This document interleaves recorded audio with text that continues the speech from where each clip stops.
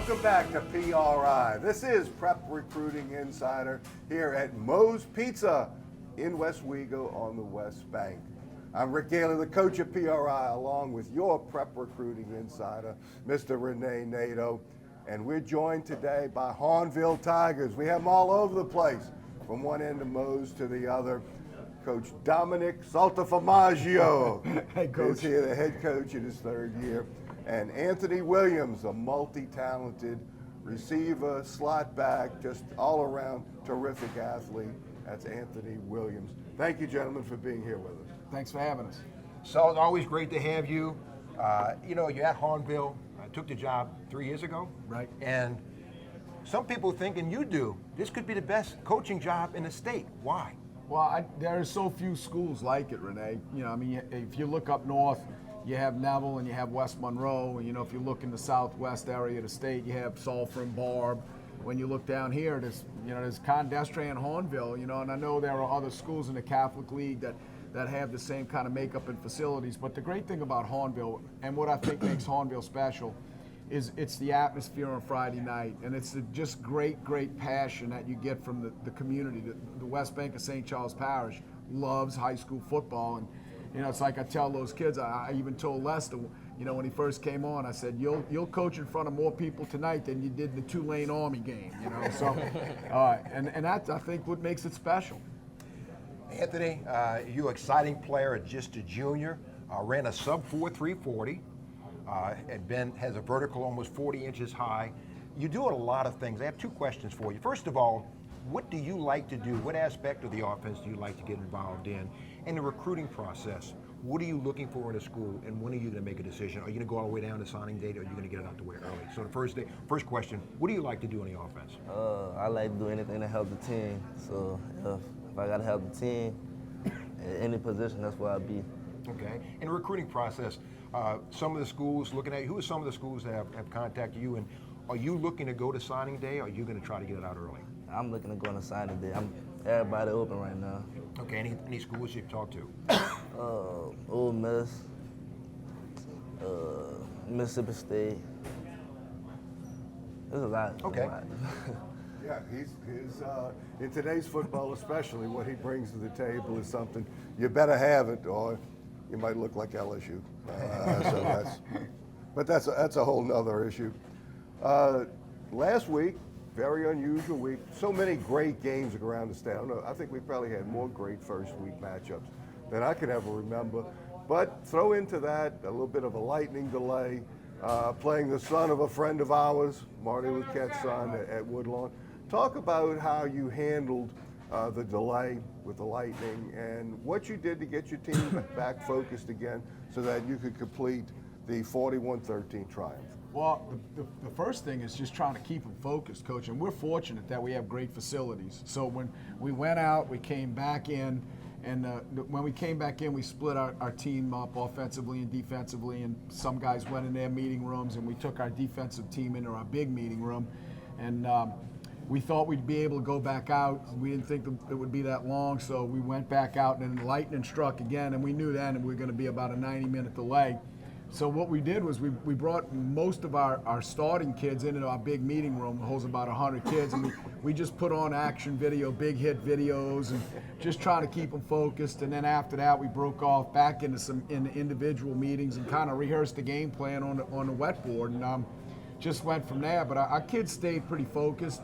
We've had guys playing for us now that have been playing not only for me for 3 years, but Drew Jones was coming on in a little bit, has been a 4-year starter at Hahnville. So they know what to do. They know how to prepare for ball games, and they had a great week of practice. So it really wasn't as difficult as it sounded. But again, we were beneficial in having great facilities. Right. That certainly does help, because 2 years ago you didn't have a meeting room. No. You're right. I remember that. You would have been in a closet. Yeah. You know what was crazy about the game, though, and I think people think about the start of the game. When we got to halftime, it was 10:30 at night, and a teenager's body is like, we're usually finished. We're with our girlfriends. We're out eating pizza or something like that at 10:30 on a Friday night. Well, here we are at halftime, And now you got to get them recharged to go back out and play a second half. And that was kind of a unique situation for us. Yeah, the old guys had no problem with that at all. No. No, that's way past that Right. time. I can assure you that. Anthony, I'm sure you've thought or dreamt about what you're going to become in the future. As a student, what would you like to study in college? And what kind of things would you like to be able to do in college? What do you think your role is going to be at the collegiate level? I think it's gonna be either mechanic or engineering, because my father was a mechanic, so yeah, out of them two things. And like, what kind of role? Do you have anybody that maybe you've patterned yourself after, your game after, or do you think you're going to be a slot receiver? Do you think you're going to be predominantly a kick returner, or could you even play defense? I don't know.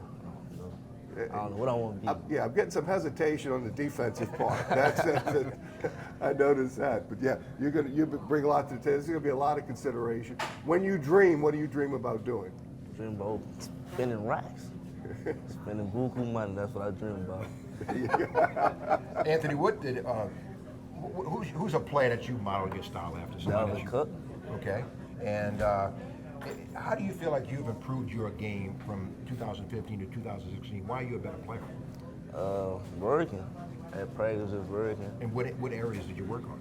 In every area I need to work on. Okay. Like, So you've been involved in the recruiting process your entire career, 34 years coaching, 15 years as a head coach.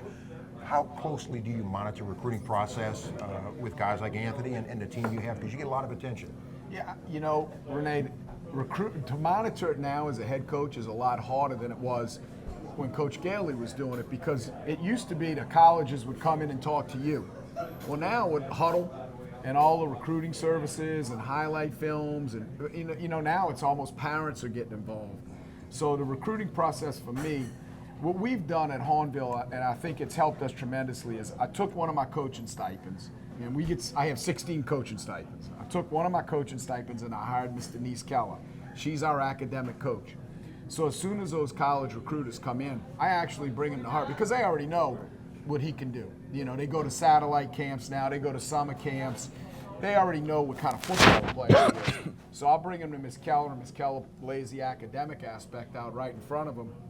And I think it helps our kids to get recruited, because she keeps a progression of those kids from 8th grade all the way until at the very end of their senior season. And she's done wonders with kids for us. 2 years ago with Ricky Preston, for example, he was a marginal kid academically who by the end of the year had qualified both test-wise and his core GPA. So that's the big thing for me, is when those colleges come in, I have the academic materials ready for them to evaluate our kids. Because recruiting today, it's a whole different game because of the internet and Huddle and camps. It's just a different game. It's almost like the head coach is the forgotten figure. That's right. You've got to make sure you're involved in it so nobody else jumps between you and the player. Real quick, we got about 15 seconds, but I want you to talk about your next 3 games.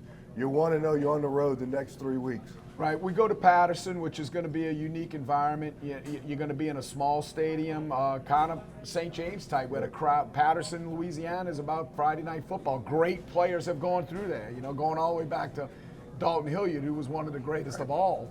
And and then after that, you have Riverside. Right, we got Riverside, Destrehan, and St. Thomas More. Schedule. And I'll tell you, Coach, I talked about it all year long. We have to become a better practice team. We have to create more intensity in our practices to get ready for those 3. But it's Patterson. We want to be 1-0 again this week, and we'll see where we are. That's what it's all about. That's Coach Salt.